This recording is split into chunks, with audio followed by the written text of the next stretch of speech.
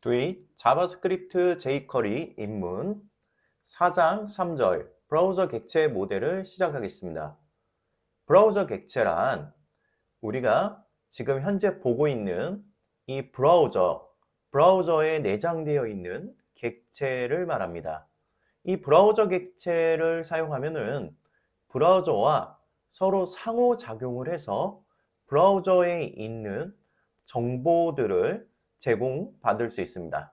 또는 우리 컴퓨터 OS에 대한 정보도 제공을 받을 수가 있습니다. 또한 우리가 보고 있는 이 시스템에 대한 즉 스크린에 대한 정보도 제공을 받을 수가 있습니다.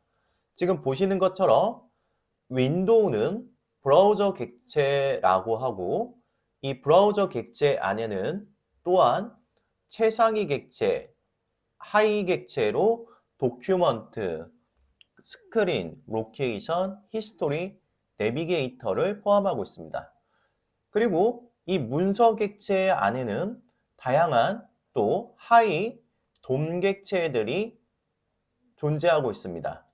그러면은 제가 준비한 PPT를 보면서 자세히 설명을 하고 예시를 여러분과 함께 테스트를 한번 해보도록 하겠습니다.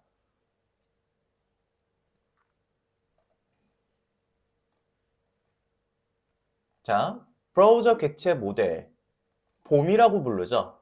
브라우저 오브젝트 모델이죠.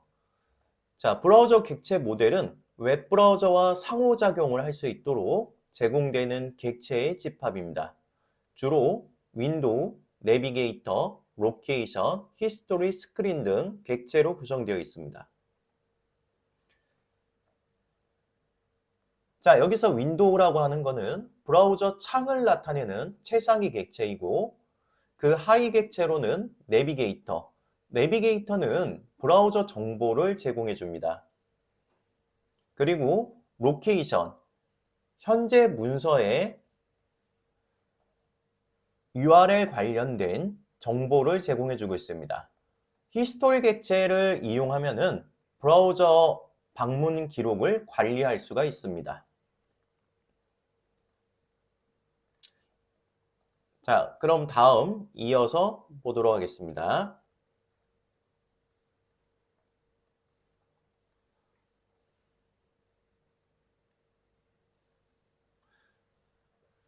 자, 윈도우 객체, 다이얼로그 창이라고 하는 거는 우리가 앞서 배웠던 알럿창은 보시는 것 같이 우리가 앞에서 알럿이라고 이렇게 알러트라고 하고서 여기다가 메시지를 사용해서 마치 경고창 형식으로 사용했죠. 그런데 우리는 앞에서 사용할 때 윈도우라는 요 객체를 생략해서 사용할 수 있었던 것입니다. 그래서 역시 마찬가지로 이 브라우저 객체에서 뭔가 새 창을 띄운다라는 거. 경고창, 또 요거는 뭐였죠? 질의응답창이었죠. 질의응답창,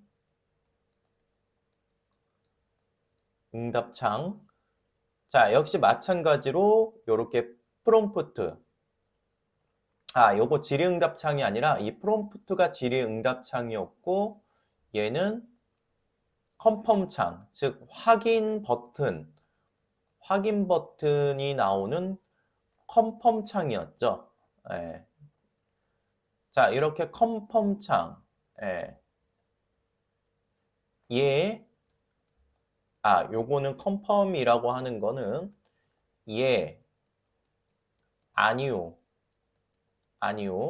그리고 알럿은 확인이 나오는 하고 여기다 문구가 나왔죠. 그리고 프롬프트는 어떤 창이었죠? 프롬프트 창은 여기에 질문을 쓰면 응답을 받아올 수 있고 여기에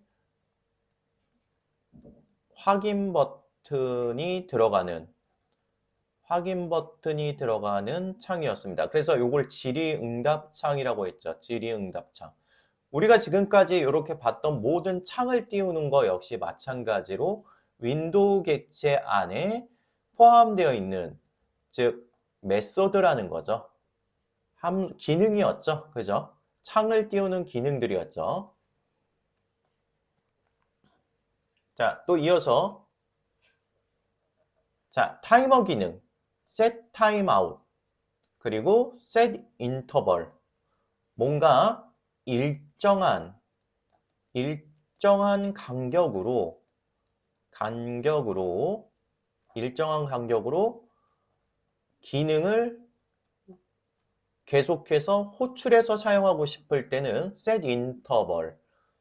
그리고 이렇게 지속적으로, 자, 이 set timeout은 한 번만 일정한 간격으로 한 번 기능을 호출할 때, set interval은 일정한 간격으로 해서 계속해서 기능을 계속해서 호출하여서 사용하고 싶을 때 사용하는 것을 set interval이라고 부릅니다.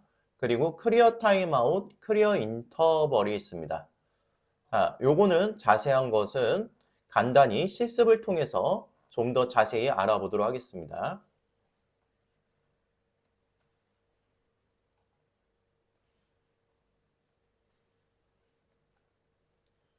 자, 내비게이터 객체. 자, 내비게이터 객체라고 하는 것은 브라우저, 즉 우리가 보고 있는 이 브라우저 정보, 즉 내가 어떤 브라우저로 이 페이지를 지금 보고 있는지에 대한 정보를 제공해 주고요.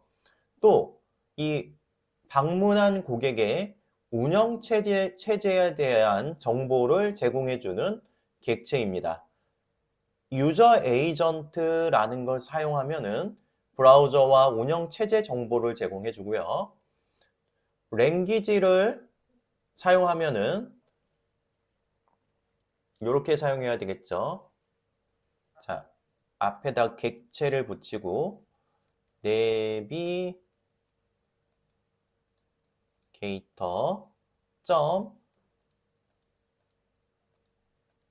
랭귀지 하면은,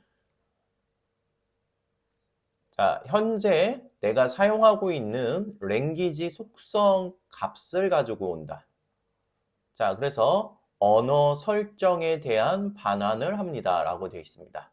자, 우리가 지금 사용하고 있는 언어는 지정되어 있는 것이 K5, 즉 한국어로 설정이 되어 있겠죠.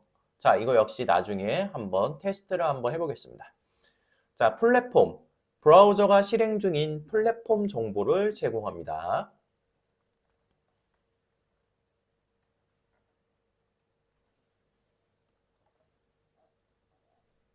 자, 로케이션 객체. 로케이션 객체는 현재 문서의 URL 정보를 제공하며 페이지 이동도 가능합니다. 자, href. 자, 이렇게 로케이션 객체에 접근을 해서 점 하고서 href라고 하면은, 이거는 현재 여러분들 브라우저 상단에 보면 브라우저의 URL 주소, 즉 주소를 적는 창이 보이시죠? 여기 주소를 적는 창 http:// 따따따따 점 어쩌고 저쩌고 .com 뭐 이렇게 나오죠. 여기에 대한 정보를 가져오는 게 바로 로케이션 객체고요. 여기에 대한 정보를 제공해 준다. 즉 하이퍼레퍼런스, 즉 여기 주소 전체 정보를 가져오는 것이 href고, 자, 호스트네임. 호스트네임은 도메인 이름을 가져옵니다. 패스네임은 뒤에, 자, 우리가 www.xxxx.com 이렇게 돼 있고 뒤에 패스 나오죠? 이렇게, 자, 패스에 대한 정보를 제공해 주는 거, 즉 패스네임.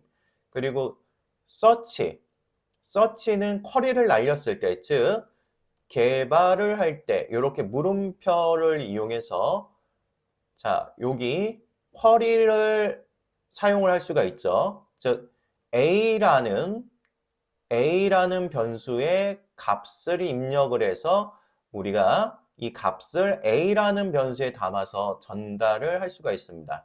이렇게 쿼리 값을, 즉 물음표 뒤에 나오는 값을 서치라는 속성을 이용해서 이 값들을 가지고 올 수 있다라는 것입니다.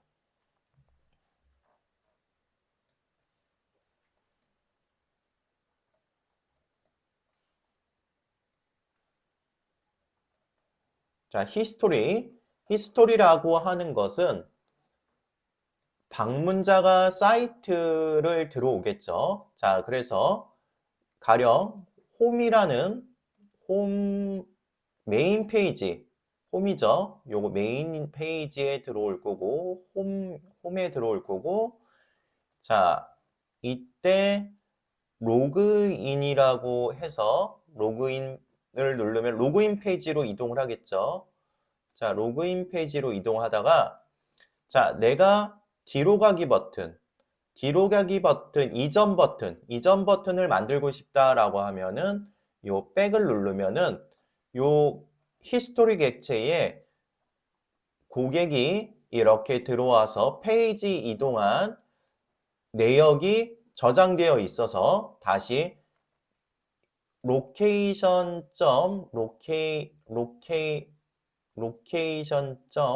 back이라고 누르게 되면은 이렇게 누르게 되면은 다시 이전 페이지로 이동한다. 자, 그리고 나서 요 페이지에서 요 버튼을 만들고 다시 포워드라는 로케이션 앞에 붙어야 되겠죠. 포워드. 자, 다시 앞으로라고 하는 버튼을 만들면은 다시 로그인 페이지로 가게 된다라는 것입니다. 또는 요거는 특정 위치의 페이지로 이동할 수 있다라는 것입니다. 즉 고점 앞에 로케이션 점 고점 하고서 마이너스 2라고 하면은 이전 페이지로 가는 거고 자 로케이션 점 고 하고서 2로 하면은 바로 다음 페이지가 있을 경우에 이동할 수 있다라는 것입니다.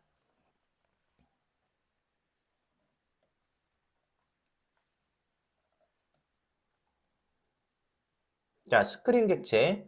스크린은 자, width, height, avail width, avail height가 있습니다. 자, 우리가 지금 보고 있는 요 화면 보이시죠? 요 화면에 너비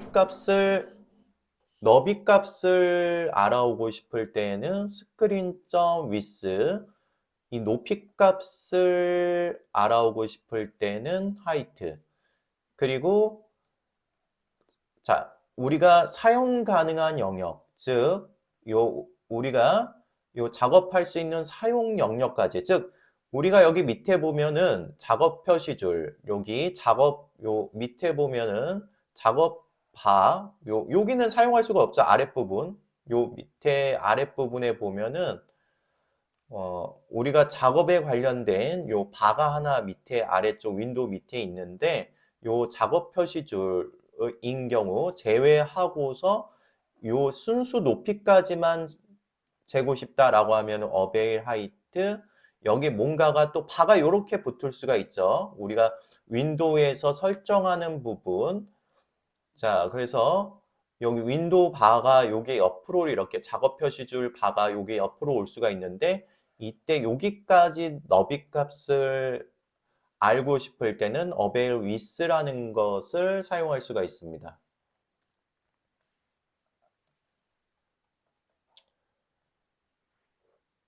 자, 이렇게 봄 활용 예제 페이지 이동 버튼 로케이션 객체를 활용하여 다른 웹사이트로 이동하는 버튼을 만들 수도 있고요. 자, 브라우저 정보 출력, 내비게이터 객체를 활용하여 사용자의 브라우저 정보를 화면에 표시할 수도 있습니다. 또한 페이지 세로 고침, 자, 로케이션 릴로드를 사용하면 현재 페이지를 새로 고침, 마치 우리가 사이트에서 F5 5번 키를 누르면 새로 고침되거나 아니면은 우리가 브라우저에서 요 버튼, 우리가 보통 브라우저에서 보면은 요렇게 생긴 버튼이 있습니다. 요렇게 생긴 버튼이 있는데 화살표가 요렇게 생겼죠. 요렇게 하면은 사이트가 어떻게 새로 고침이 되죠. 이렇게 새로 고침을 만들 때는 내가 이 버튼을 만들겠다. 페이지에서. 그럴 때는 location.reload라는 것을 사용할 수 있습니다.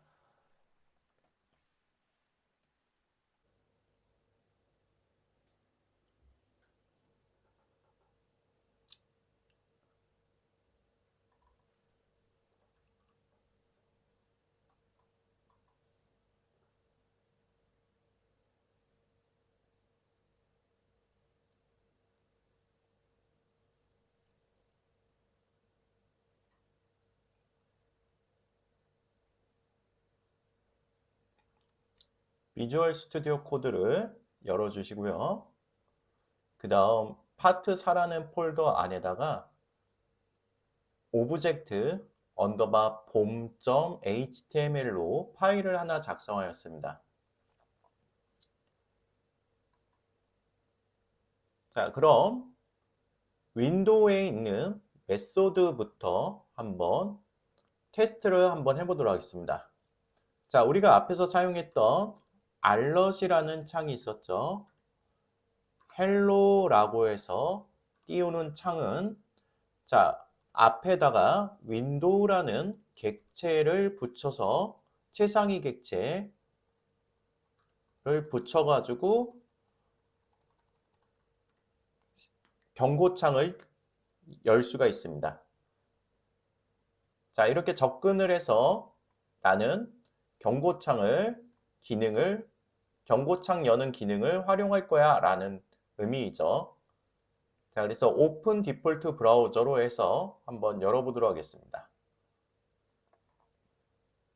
자, 이렇게 헬로라는 경고창 그리고 확인 버튼이 보이시죠? 주로 이 경고창은 나중에 입력 폼을 만들 때 예를 들어서 id라는 값을 반드시 입력을 해야지 로그인을 할 수가 있는데 입력을 하지 않았을 때 그럴 때 경고창을 띄워서 반드시 id를 입력해 주십시오 라는 이렇게 경고를 해주는 창이라고 볼 수 있죠. 자, 그 다음은 컨펌 창을 한번 보도록 하겠습니다. 자, 컨펌은 자, 여기다가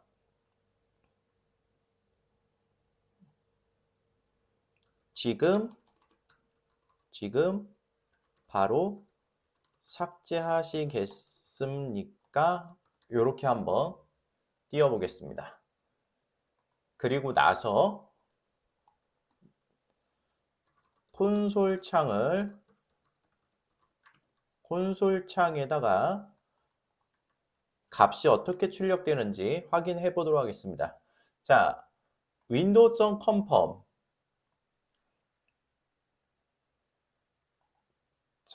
디폴트 브라우저 저장을 해서 앞서 만든 자, 여기 지금 보시면은 지금 바로 삭제하시겠습니까? F12번 또는 Ctrl Shift I 개발자 도구를 한번 열어볼 거고요. 자, 이때 개발자 도구의 콘솔 창을 열어주시고요. 콘솔 창에서 제가 지금 바로 삭제하시겠습니까? 확인 또는 취소 버튼이 보이시죠? 제가 확인을 한번 눌러보겠습니다. 확인을 누르면은 true라는 값이 이렇게 출력되는 것을 볼 수가 있죠. 자, true일 경우에는 해당하는 글을 삭제를 해주면 되는 거고 다시 F5번 눌러서 새로 고침을 해서 취소를 눌렀을 때에는 false 값, 즉 거짓값이 나오게끔 이렇게 되어 있습니다. 즉 false일 때는 취소가 되었기 때문에 여기 해당하는 글을 삭제하지 않도록 만들 때, 그럴 때 정말 이제 또 다른 예로는 회원 탈퇴를 했을 때 어떻게 되죠? 정말로 회원 탈퇴를 하시겠습니까? 라고 물어보죠. 그때 여러분들이 예라고 누르면은 true 값이 나올 거고 true이면은 그 회원에 대한 정보를 삭제해 주면 되는 거고, 아니오를 눌렀을 때에는 아니오를 누를 때에는 그냥 취소가 되도록 아무것도 실행되지 않도록 만드는 것입니다. 자, 그리고 나서 유저 에이전트는 VS 코드에다가 테스트하는 것이 아니라 여기 콘솔 창을 열거나 또는 상단의 패널 콘솔에 여기를 여셔도 됩니다. 아래에 있는 콘솔을 여셔도 되고요. 자, 아래에 있는 콘솔은 컨트롤 키 누르고 백틱 또는 ESC 키에 있는 물결 표시라고 하죠. 여기를 눌러주면은 이렇게 나왔다. 자, 다시 백틱 컨트롤 키 누른 상태에서 백틱을 누르면 됩니다.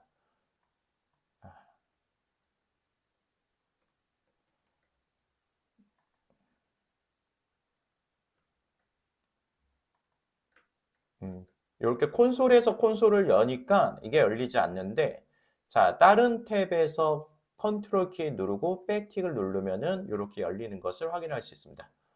자, 여기서 기존에 있던 결과가 나올 때에는 이렇게 요 사선 표시 보이시죠? 동그라미에 사선을 누르면 삭제가 됩니다.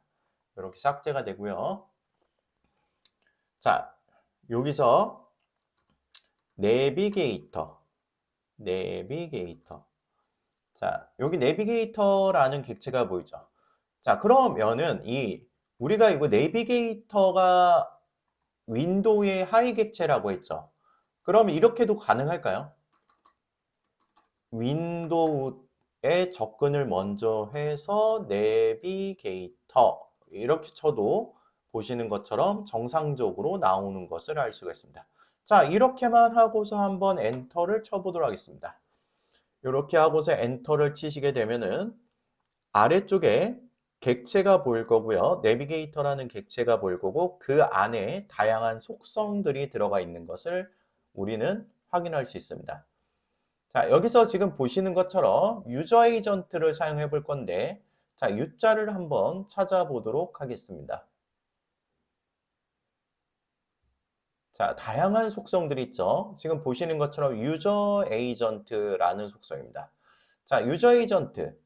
그러면은 우리가 직접 쳐서 한번 유저 에이전트를 출력해 보도록 하겠습니다. 이렇게 삭제를 해 주시고요. 전체 삭제를 해 주시고, 자, 윈도우를 생략해도 사용할 수 있었죠. 내비게이터 하고 유저 에이전트 하고서 엔터를 누르면은 아까 우리가 봤던 값이 출력되는 것을 확인할 수 있습니다. 그런데 저기 보면은 모질라 5.0이라고 되어 있죠. 네, 이 크롬은 모질라 기반의 브라우저로 제작이 되어 있는 기본 플랫폼이 모질라야죠. 그래서 기본 플랫폼은 모질라 기반으로 되어서 만들어졌고요. 자, 그리고 엔진은 웹킷 엔진을 쓰고 있습니다. 그리고 나서 오른쪽에 보면은 크롬 버전이 나와 있는 거 보이시나요? 134 버전을 쓰고 있다라고 나와 있습니다. 그러면은 여기 또 보면은 여기 OS 정보, 운영체제 정보를 제공해주고 있죠. 자, 이거는 사용자의 운영체제 정보를 제공해주고 이렇게 어떤 브라우저를 쓰고 있는지, 즉 크롬 브라우저를 쓰고 있고 크롬 브라우저의 버전까지 표시되는 것을 확인할 수 있습니다. 그러면은 정말로 우리 브라우저가 크롬의 134 버전을 쓰고 있는지 확인 한번 해볼까요? 상단에 가면 이렇게 점점점 표기가 되어 있고요. 여기에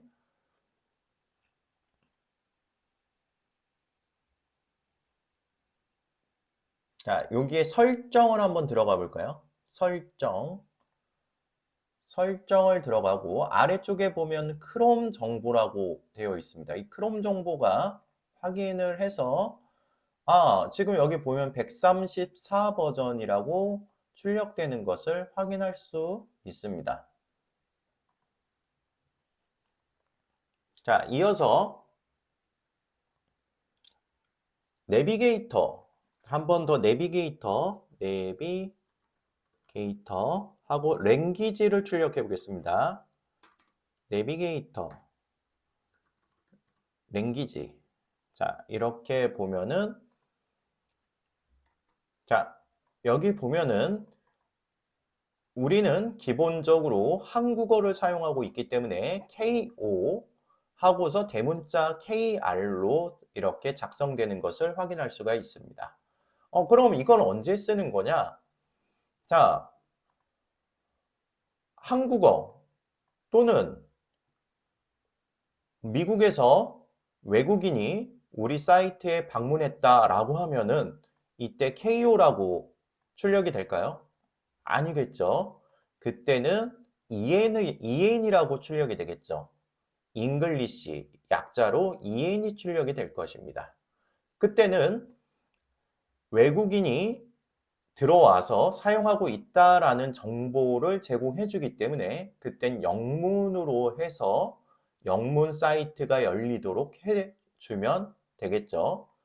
아니면은 자, 일본인이 들어왔다. 일본인 고객이 우리 사이트를 방문했다라고 하면 그땐 EN이라고 출력이 될까요? 아니겠죠. 그때는 재팬의 약자 JP라고 출력이 되겠죠. 그때는 사이트에 일본 사이트로 해서 사이트가 주소가 변경되도록 해주면 되겠죠. 그러면은 우리 사이트에서 다른 사이트로 넘어가게끔 해주려고 하면은 어떻게 해야 되느냐? 그럴 때 사용하는 것이 바로 로케이션. 이 로케이션이라는 객체를 사용하면 된다는 거죠.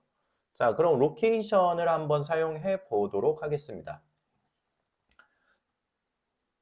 자, 로케이션은 자, 우리가 이지스 퍼블리싱 사이트로 들어가서 한번 테스트를 한번 해볼게요. 자, 이지스 퍼블리싱 위에 상단에 www.egispub.co.kr로 들어가시고요. 그리고 나서 이지스 퍼블리싱 실용 도서라고 되어 있는 곳을 클릭을 한번 해보도록 하겠습니다. 그리고 나서 F12번을 눌러서 자, 개발자 도구를 열어주시고요. 자, 그 다음에 location.href 자, 어떻게 되죠? location.href라고 작성을 하면은 위에 있는 이 URL 주소를 작성하는 이 로케이션 영역에 정보를 가지고 온다는 것을 알 수가 있습니다. 그 다음에 location.passName 한번 하고 보시면 요 뒤에 이 도메인 뒤에 나오는 이 슬러시 메인 슬러시 펍이 출력되는 것을 확인을 할 수가 있습니다. 자, 그럼 이 사이트를 한번 새로 고침, 요 새로 고침 버튼 보이시나요? 이 새로 고침을 한번 클릭 한번 해보도록 하겠습니다. 자, 이렇게 새로 고침을 하면은 어떻게 되죠? 새로 고침이 돼서 다시 릴로드가 되는 것으로 확인할 수 있습니다. 자, 여기서 전체 삭제를 한번 콘솔에서 전체 삭제를 한번 해주시고요. 자, 그럼 제가 로케이션 객체를 한번 전체를 출력을 한번 해보겠습니다. 이렇게 로케이션 객체를 출력을 하면 여기에 보시면은 릴로드라는 거 혹시 보이시나요? 릴로드. 자, 릴로드를 한번 사용을 한번 해보도록 하겠습니다. 릴로드, 여기 F라고 되어 있죠? 이건 기능, 펑션, 기능이라는 뜻이고요. 새로 고침을 하는 기능이다 라는 의미입니다. 그럼 location.reload 하고 릴로드를 실행시킬 때 자, 함수를 실행시킬 때는 이렇게 소가로 열고 닫고 둥근 가로죠. 이렇게 열고 닫고 하면은 자, 이렇게 하면 어떻게 되죠? 지금 방금 여기가 빙글 돌면서 세로 고침되는 것을 우리는 확인할 수가 있습니다. 자, 그리고 나서 하단에 보면 공지사항 이벤트라고 되어 있는 거 보이시죠? 여기를 클릭을 한번 해보도록 하겠습니다. 이렇게 클릭을 한번 해보고 자, 요 상태에서 요 주소 있죠? 뭐 아무 주소나 괜찮습니다. 자, 저랑 요 내용이 아마 틀릴 수도 있어요. 하지만 아무거나 눌러보세요. 자, 공지사항을 한번 눌러보시고요. 여기 있는 경로를 그대로 복사를 하세요. 그리고 나서 다시 되돌아가서 자, 요 상태에서 location.href 하고서 아까 이 상태에서 엔터를 누르면 정보를 가져왔죠. 요번에는 는 하고서 방금 우리가 복사한 거를 요 큰 따옴표 사이에다가 한번 넣어보도록 하겠습니다. 큰 따옴표, 즉 문자열 데이터죠. 반드시 문자열 데이터로 작성을 하셔야 됩니다. 자, 이렇게 되면은 href 속성값을 가져왔을 땐 상단에 이 값을 가져왔지만 요번에는 값을 어디다가 저희가 입력을 한번 해보도록 하겠습니다. 이렇게 입력을 해서 속성값을 이렇게 넣어보도록 하겠습니다. 이렇게 되면은 어떻게 되죠? 아까 우리가 봤던 그 글로 다시 이렇게 오는 것을 확인할 수 있습니다.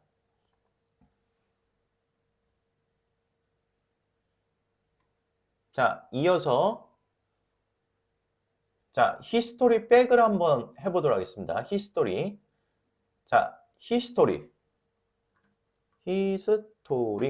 이렇게 한번 볼까요? 엔터를 한번 눌러보십시오. 엔터를 눌러보면은 랭스가 7개. 우리가 이렇게 페이지를 왔다 갔다 했던 정보가 7개가 있다라는 것입니다. 자, 그리고 나서 자, 히스토리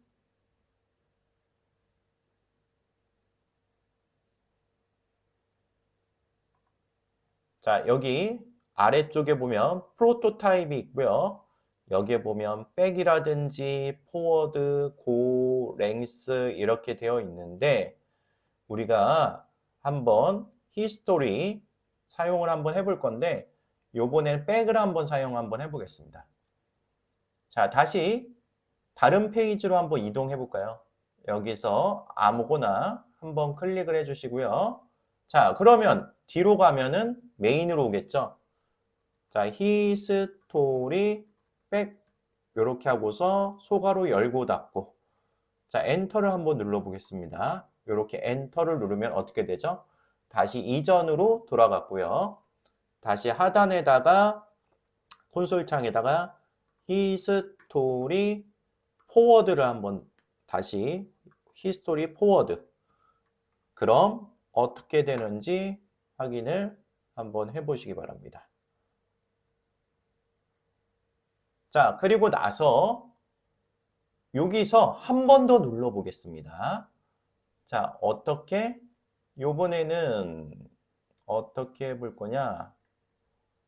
한 번 더 눌러 볼 건데 어떤 걸 눌러 볼 거냐면은 자, 아래쪽에 보면은 뭐 교보문고나 yes24.com이나 요렇게 있죠.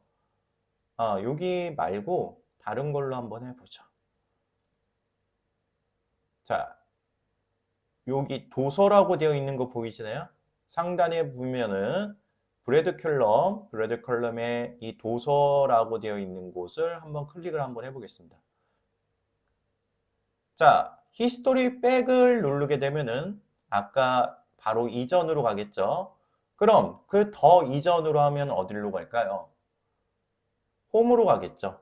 홈으로 가는지 확인을 한번 해볼게요. 자, 히스토리 고 마이너스 2라고 할까요? 그럼 이전 단계로 가니까 이전 단계 정말 가는지 확인을 한번 해보도록 하겠습니다. 어떻게 되죠? 홈으로 왔죠.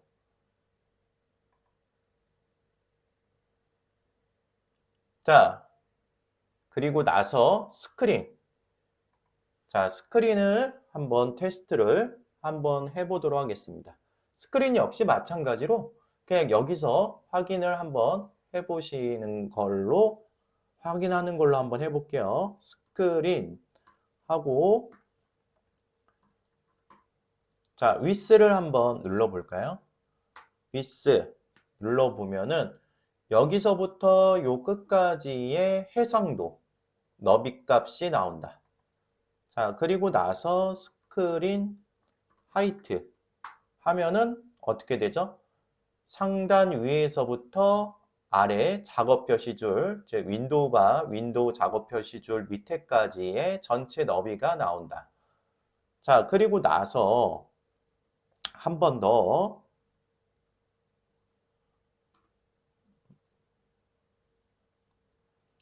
스크린 요거랑 비교를 한번 해봐야 되니까요. 지우지 말고요. 스크린 어베일 하이트, 여기 어베일 하이트 값 보이시죠? 이렇게 하면은 아까랑 요 값이 차이가 나는 것을 확인할 수가 있죠. 여기는 어디라고요?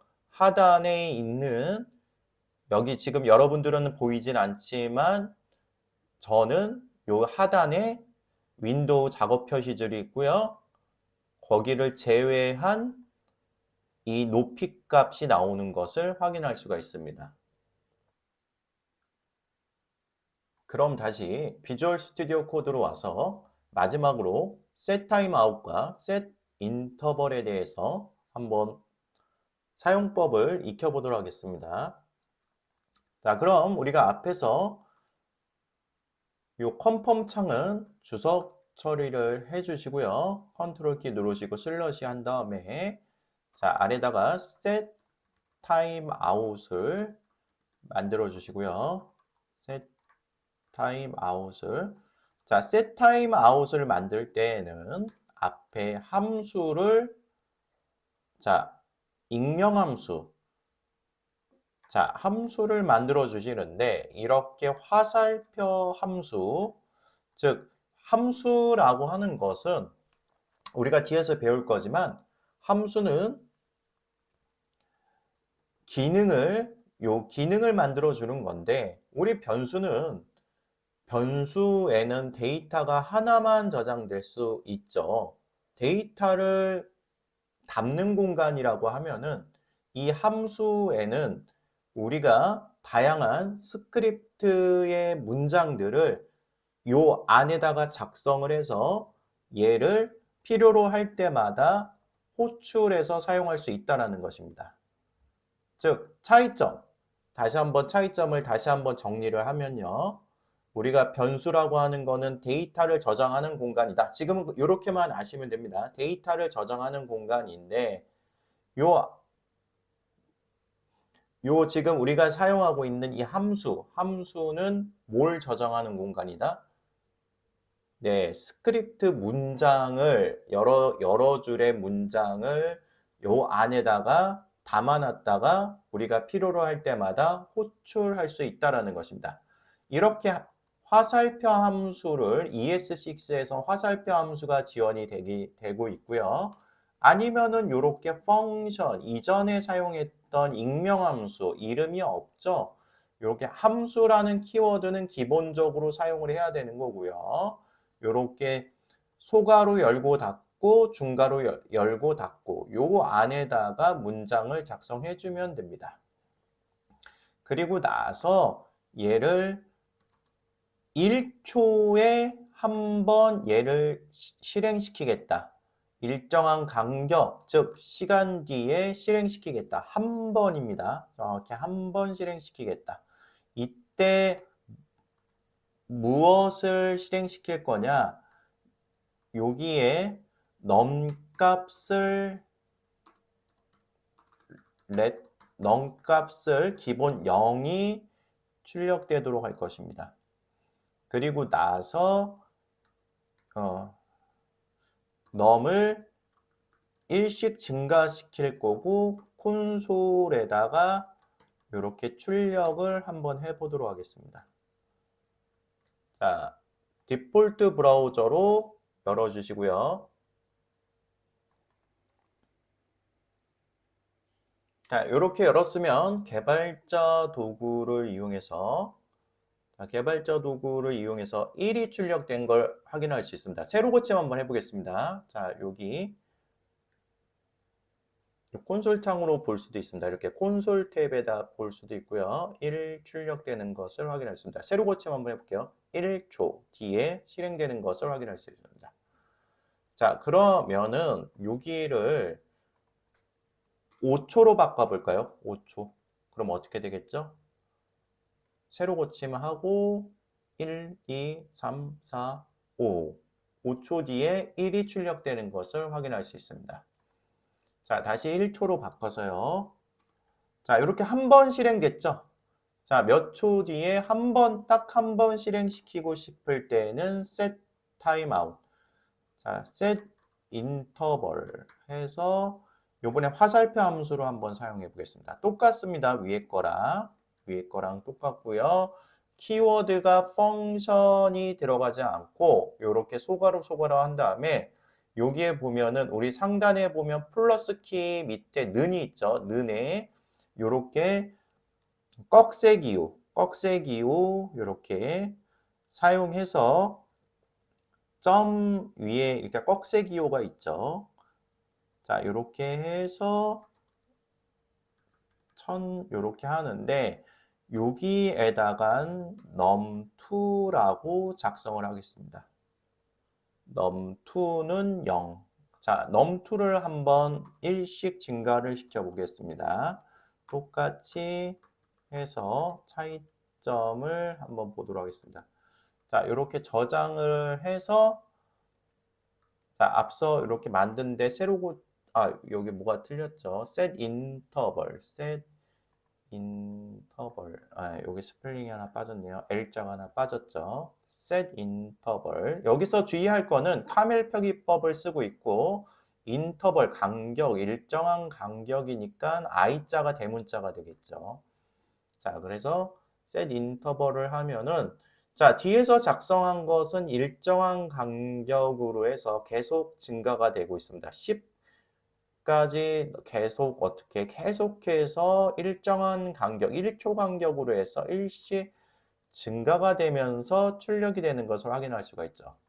그런데 나는 1, 2, 3, 4, 5, 6, 7, 8, 9, 10 여기서는 그 다음에는 더 이상 요 일정한 간격으로 출력되는 것을 삭제해줘. 즉 출력되지 않도록 11까지는 나오지 않도록 하려면은 누굴 삭제해야 되겠죠? 이 set interval이라고 되어 있는 요 녀석을 삭제를 해야 되겠죠. 그런데 set interval이 메모리상 우리 컴퓨터 요 메모리의 어딘가에 저장이 되어 있을 것입니다. 그런데 우리가 그 주소를 알까요? 모르죠. 그러니까 이 set interval이 저장되어 있는 주소를 담아놨다가 어디에? 변수에 변수에 담아놨다가 10이 출력되었을 때 삭제를 해주면 되겠죠. 자, 그럼 조건이 언제라고요? num2가 몇일 때? 10이 출력되었을 때죠. 여기 10이 출력, 즉 10이 나왔을 때 삭제해줘. 클리어 인터벌. 이렇게 하는데, 자, 이 인터벌이 참조하고 있는 인터벌이라는 녀석을 참조하고 있는 애가 누구였죠? 오토였죠. 자, 그래서 오토에 담겨져 있는 set 인터벌을 제거해줘 라고 하는 거, 클리어 인터벌이죠.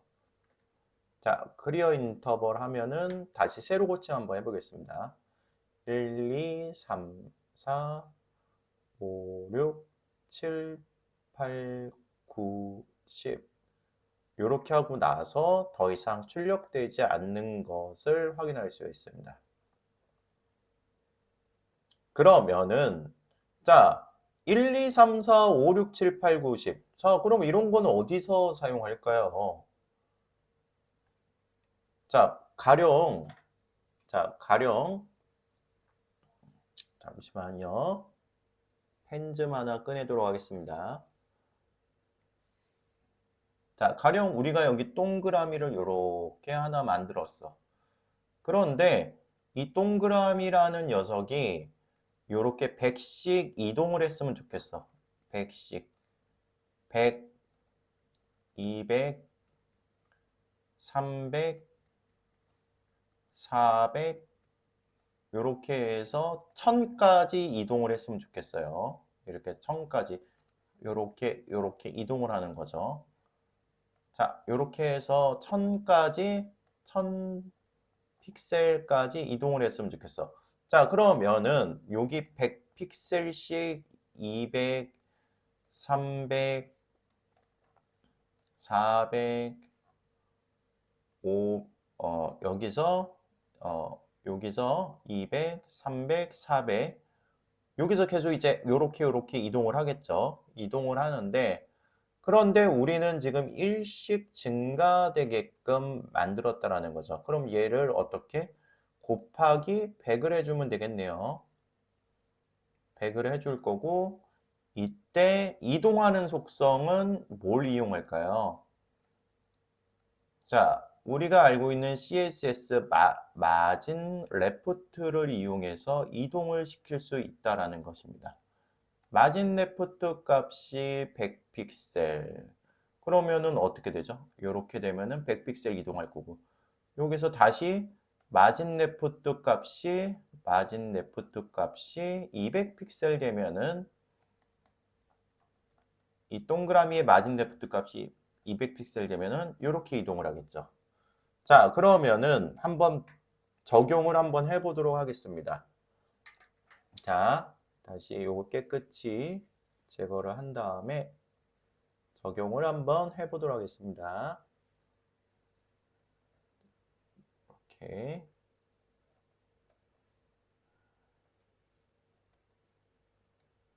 이렇게 하고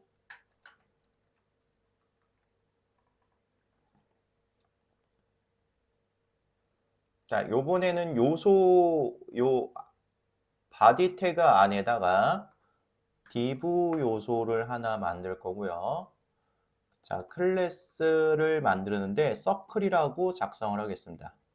서클이라고 작성을 할 거고 이 스크립트 선언문을 이 요소를 선택해야 되기 때문에 이 요소가 만들어지고 나서 나오고 나서 이 스크립트를 이용해서 여기다가 적용을 해야 되기 때문에 이 스크립트문을 뒤에다가 일단 먼저 작성을 하겠습니다. 그래서 요 뒤에다가 이렇게 작성을 하겠습니다. 자, 그리고 나서 요 스타일을 좀 적용을 하도록 하겠습니다. 스타일을 상단에다가 스타일 선언문을 작성을 하고요. 자, 모든 요소의 패딩이나 마진은 일단 0으로 설정을 하겠습니다. 기본 세팅부터 이렇게 진행을 하고요. 그리고 나서 서클. 자, 클래스 선택자는 서클로 해서 자, 위스는 100 픽셀 하이트는 역시 100픽셀로 이렇게 만들 거고요. 그리고 둥근 원형으로 자, 보더 레디우스 자, 보더 레디우스 50%를 주세요. 50% 그리고 색상은 백그라운드 컬러. 백그라운드 컬러는 레드로 주겠습니다. 자, 이렇게 레드로 줬고요. 자, 한번 볼까? 확인을 한번 해보도록 하겠습니다. 세로 고침을 하면은 이렇게 서클, 빨간 서클이 하나 만들어진 것을 확인할 수가 있고요. 자, 여기에다가 자, 현재 마진 레프트 값은 자, 마진 레프트 왼쪽 여백이죠. 자, 왼쪽 여백은 기본 일단 0으로 놓고요. 자, 그리고 나서 여기에 속성 값을 주입시켜서 이 속성 값이 여기로 들어오도록 만들 것입니다. 스타일 하고서 요 안에 기본 마진 레프트 값은 지금 현재는 0 픽셀이 되겠죠. 이렇게 해서 이 값을 요 안으로 주입시킬 겁니다. 자, 그렇게 해서 자, 바 하고서 요 아래에 있는 값을 가져올 때 스타일 속성의 값을 가져올 때는 요렇게 해서 ml은 그냥 ml 요렇게 하면은 자, 요렇게 하면은 여기 있는 값을 가져온다라는 것입니다. 자, 그러면은 여기에 100픽셀, 200픽셀, 300픽셀 이렇게 계속 증가가 되면은 얘가 여기 안으로 계속 값이 들어가겠죠. 그래서 지금 현재는 요 값이 0픽셀이죠. 이렇게 바 하면은 여기 있는 값을 가져오라는 건데 요 값을 가져오라는 겁니다. 그러면은 제가 여기 있는 값을 어떻게 100, 200, 300픽셀, 400픽셀 이렇게 바뀌게끔만 해주면 되겠죠. 그럼 이 요소를 먼저 선택을 할 건데 이게 뭐죠? 태그죠. HTML 태그, 즉 DOM이라고 부르죠. 도큐먼트 오브젝트, 즉 문서객체라고 부릅니다. 요런 우리가 지금 사용하고 있는 요런 태그들 전부 다 문서객체가 됩니다. 자, 이 문서객체를 일단 불러와서 요 스타일을 바꿔줘라고 명령을 내릴 것입니다. 여기서 아까 값이 계속 바뀌었죠. 자, 여기서 도큐먼트 점 자, 당연히 돔이라고 하는 건 아까 우리가 봤다시피 도큐먼트 객체 안에 들어가 있었고요. 도큐먼트 객체 안에 이 쿼리 셀렉터 쿼리 셀 S가 대문자예요. 요 카멜 표기법이고요. 셀렉터. 자, 그래서 위에 돔을 선택하는 메소드고요. 이 안에 클래스로 해서 요 클래스 값 보이시나요? 클래스 선택자 점 해서 서클이라는 이 요소를 선택해 왔습니다. 그럼 이 문서 객체를 이렇게 불러왔는데 이 문서 객체 역시 마찬가지로 메모리상 어딘가에 저장되어 있다라는 거죠. 그럼 이게 저는 어디에 저장되어 있는지는 알 수 없기 때문에 다음에 또 지금 요 서클을 불러오려고 하면은 또 이렇게 작성을 해줘야 된다라는 거죠. 그래서 저는 여기 이 문서 객체를 변수에다가 참조를 시킬 겁니다. 이렇게 서클이라고 이렇게 참조를 시킬 겁니다. 뭐 서클 이름은 서클이라고 지으셔도 되고 서클 다른 이름을 지으셔도 됩니다. 자, 서클. 자, 그리고 나서 여기 있는 값을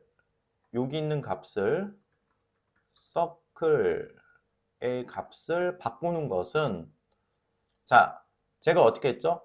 지금 요 서클이 참조하고 있는 녀석은 문서객체, 요 돔객체죠. 그러면 제가 여기 접근을 하려면 얘한테 접근을 하려고 그러면은 이 돔객체가 지금 참조하고 있는 서클에 접근을 해야 되겠죠. 이렇게 접근자를 사용하고요. 그리고 나서 쿼리 셀렉터가 아니라 여기서 어떤 속성을 바꿀 겁니까? 스타일이라는 속성에 이 값이 100씩 증가되게끔 할 겁니다. 자, 그러면은 서클에 set attribute, 즉 이 속성의 값을 바꾸는 거죠. 이 값을 바꿀 겁니다. 자, 이 값을 바꿀 거예요. 그래서 set attribute. attribute라는 건 속성을 나타내는 거고 set은 세팅하다라는 뜻이죠. 자, 그래서 누구? 스타일에 자, 요거 문자열로 작성하시면 되는데 호따옴표를 작성하셔도 되고 아니면 요 큰 따옴표, 쌍따옴표라고 하는 녀석을 사용하셔도 됩니다. 그리고 나서 요 값을 그대로 복사를 해올게요. 요렇게 복사를 해오는데 자, 요 값이 바뀌어야 되거든요. 요렇게 지금 문자열을 사용하면 계속 이 값만 적용되겠죠. 여기가 계속 set 인터벌로 해서 수행될 때마다 이 값이 하면은 이게 움직일까요? 안 되겠죠. 여기를 문자열 템플릿, 즉 백틱을 이용해서 여기 있는 값만 이렇게 변경되도록 할 겁니다. 자, 여기에 달러가 들어가야 되겠죠. num 이 값을 한번 출력을 한번 해보겠습니다. num 이 값을 출력해서 세로 고침을 한번 해볼게요. 움직이긴 움직이는데 너무 조금씩 움직이죠. 왜? 이 증가되는 값이 들어가서 1픽셀, 2픽셀, 3픽셀. 여기 한번 화면을 한번 볼까요? 자, 제가 여기를 이렇게 좀 넓혀서 엘리멘트 해서 이렇게 보면은 요 값이 자 바뀌는 거 보이시죠? 1, 2, 3, 4, 5, 6, 7, 8, 9, 10. 근데 여기가 어떻게 100씩 증가되게끔 해야 되기 때문에 여기다 곱하기 100을 해주면 되겠죠. 자, 그래서 여기에 곱하기 100을 해주면 되겠죠. 그리고 조건식은 여기가 1000이 되었을 때 클리어가 되면 되겠죠.